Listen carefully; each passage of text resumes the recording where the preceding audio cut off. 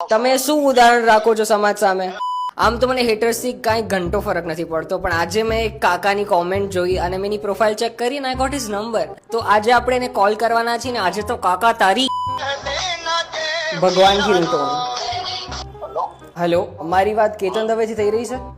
હું cyber crime માંથી વાત કરી રહ્યો છું. તમારા ઉપર 2000 ઉપર સાયબર ક્રાઇમ નો કેસ કરવામાં આવ્યો છે. ટ્વિંકિશ નામના એક ક્રિએટરના રીલ ઉપર તમે શું कमेंट करी હતી? तुम्हारे जोવું પડશે કેમ? बेसिकली ही सेड कि आज उसको हेट कमेंट पढ़ के अच्छा लगा, वरना जब भी वो हेट कमेंट करता है मेरे फॉलोअर्स उस पे टूट पड़ते हैं. He also called them mentally ill. તમે એક શિક્ષક છો રાઈટ, સાબરમતી જિલ્લામાં? હાજી. તમે વિદ્યાર્થીઓને શું શીખવો છો? વિદ્યાર્થીઓને સારા સંસ્કાર શીખવો. સારા સંસ્કાર શીખવો છો તમે. તમે એમાં લખ્યું છે કે આ બાયલા ને તમારી ઉંમર શું છે સાહેબ? મારી ઉંમર 50. તમે 50 વર્ષના છો, ઈ ક્રિએટર 22 વર્ષનો છે, અને તમે આવી હેટ કોમેન્ટ કરીને તમે શું ઉદાહરણ રાખો છો સમાજ સામે? ના બરોબર ના ભૂલ થઈ ગઈ સાહેબ આ બધું શોભે આપણને? તમે મને ઈ કહો.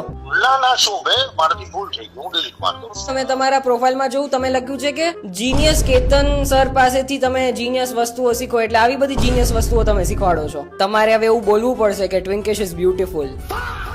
English is beautiful. તમારી રીતે તમારે કંઈક સારા શબ્દો લખવા પડશે. શું લખશો?